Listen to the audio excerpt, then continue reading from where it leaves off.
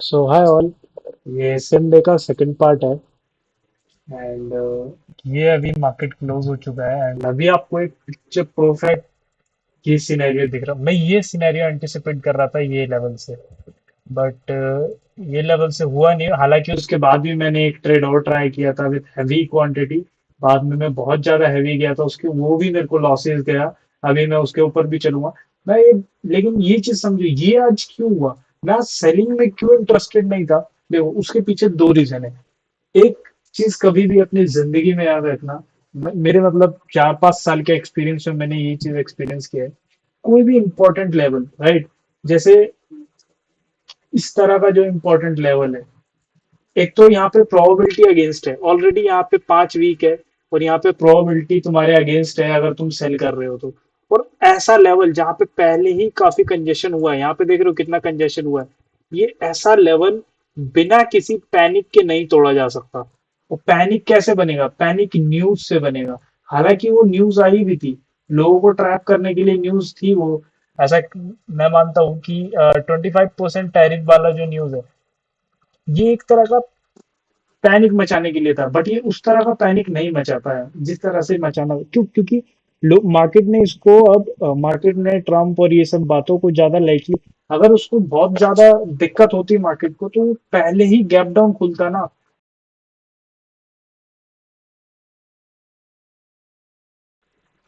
ये जस्ट एक मैनिपुलेशन का पार्ट कह सकते हो कि यहाँ पे थोड़ा ज्यादा डिप किया फिर वापसी रिकवर किया। ये इंडियन मार्केट से या कोई भी मार्केट से तो ये सब होता है।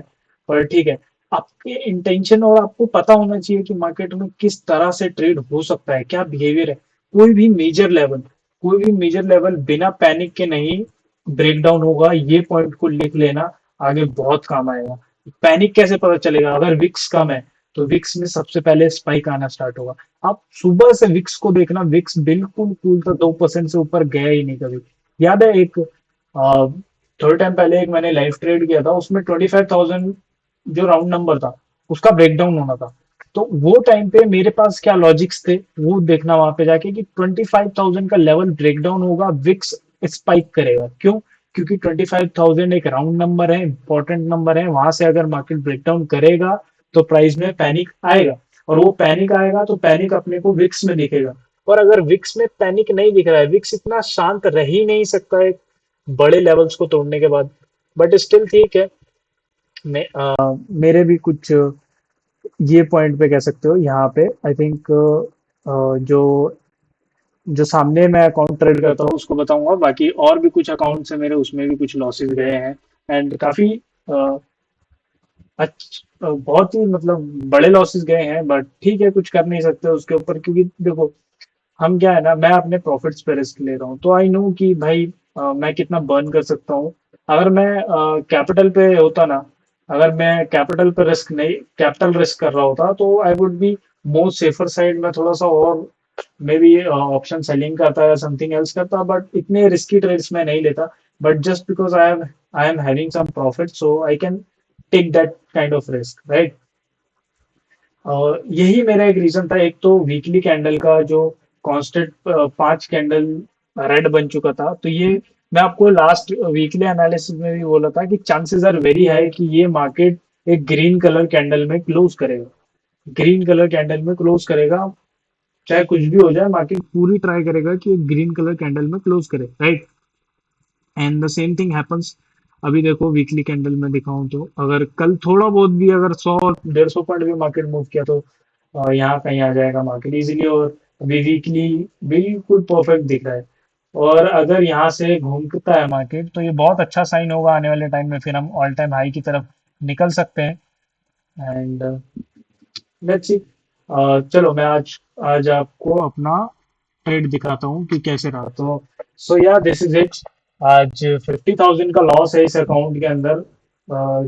जब मैंने वो लाइव ट्रेड का वीडियो बंद किया, आई थिंक उस जो मैं इसके आगे लगा दूंगा कि उसमें आई थिंक 30,000 या 27,000 ऐसा कुछ लॉस होगा। उसके बाद मैंने एक और बार ट्रेड किया है जो मैंने आपको ग्राफ पे दिखाया अभी। वहां पे मैंने देखो ये क्वांटिटी एग्जीक्यूट किया था, 3,000 क्वांटिटी एग्जीक्यूट किया था। क्योंकि मेरे को बहुत ज्यादा कॉन्फिडेंस था वो टाइम पे कि मार्केट अब ना यहाँ से रिकवर कर जाएगा।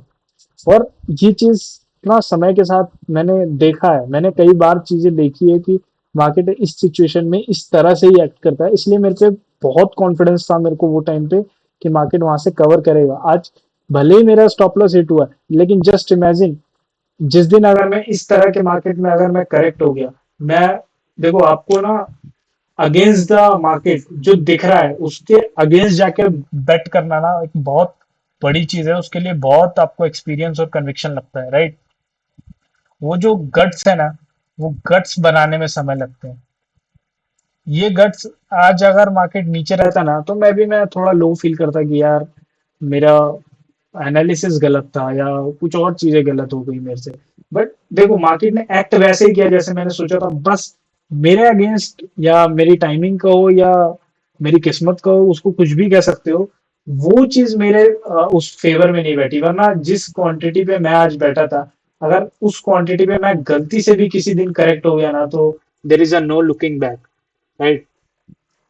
सिर्फ इस अकाउंट की मैं बात नहीं कर रहा हूँ, अदर अकाउंट्स की भी बात कर रहा हूँ। तो जिस क्वांटिटी पे मेरे पे जो टोटल क्वांटिटी थी, अगर उस क्वांटिटी से मेरे को एक या एक ट्रेड भी सही बैठता है ना, तो तुम सोच नहीं सकते कि ये अकाउंट्स कहाँ चले जाएंगे और कितना रैपिड ग्रोथ होगा इसमें। बट ठीक है, अभी कुछ कर नहीं सकते। अभी अभी जो लॉसेस है, अभी अपने को उसको ऊपर थोड़ा वाइंड अप करना पड़ेगा, वापसी back to the normal days आना पड़ेगा, नॉर्मल चीजें करनी पड़ेगी अपने लॉसेस को कवर करने के लिए। मेरा प्लान क्या रहेगा, अभी मेरे को जो भी लॉसेस हुए ना, मैं उसको दो पार्ट में डिवाइड कर देता हूँ हमेशा, 50-50। लाइक अभी मैं मान के चलता हूँ मेरा 2 लाख का लॉस है इस अकाउंट पे, राइट। हालांकि 1,70,000 के आसपास है, बट मैं मानता हूँ 2 लाख का मेरा लॉस है। तो पहला 1 लाख मैं कम रिस्क की ट्रेड लूंगा, ठीक है। और पहले 1 लाख को मैं ऐसे कवर करूंगा, राइट। फिर जब ये 1 लाख कवर हो जाएगा तो फिर हम इस दूसरे 1 लाख की तरफ चेज करेंगे, ठीक है। आने वाले वीडियोस में मैं उसको कवर करूंगा, क्या लॉसेस रहते हैं, क्या यहाँ से सिचुएशन रहती है। देखो मैं अपनी जर्नी को रिकॉर्ड कर रहा हूँ इस यूट्यूब चैनल में, और देखो वट एवर हैपन्स, मैं भी इंसान हूँ, मैं भी गलतियां करता हूँ। मेरी भी गलतियां हो सकती है, इसलिए तो भाई मेरे को लॉसेस हुए ना, मैं अपनी गलतियां भी मानता हूँ कि मे बी द मुझे और वेट करना चाहिए था, मुझे और पेशेंस रखना चाहिए था पोजीशंस बनाने से पहले, कुछ सिग्नल्स का और वेट करना चाहिए था, कंफर्मेशन का वेट करना चाहिए था। पर ठीक है, the logic behind the trades are correct, right. तो ये टाइम के साथ जैसे जैसे मैं प्रैक्टिस करूंगा, एग्जीक्यूट एग्जीक्यूशन के ऊपर आज मेरे को लगता है कि मिस्टेक्स हुआ मेरे से। तो वो एग्जीक्यूशन जो है वो एक्सपीरियंस के साथ आने वाले टाइम में मे बी बेटर हो जाए या और अच्छा होता रहेगा बाय द टाइम। सो आज का दिन कुछ ऐसा रहा, मतलब अपनी एनालिसिस सही होते हुए भी लॉसेस लेने पड़े, that's the bad part of the day. And may be the bad luck और something you can call it, but ठीक है, जस्ट पार्ट ऑफ गेम है। कभी भी एक जर्नी स्मूथ नहीं हो सकती हमेशा की, हर बार लॉस हुआ तो एक ऐसा शार्प रिकवरी आ जाए, है ना।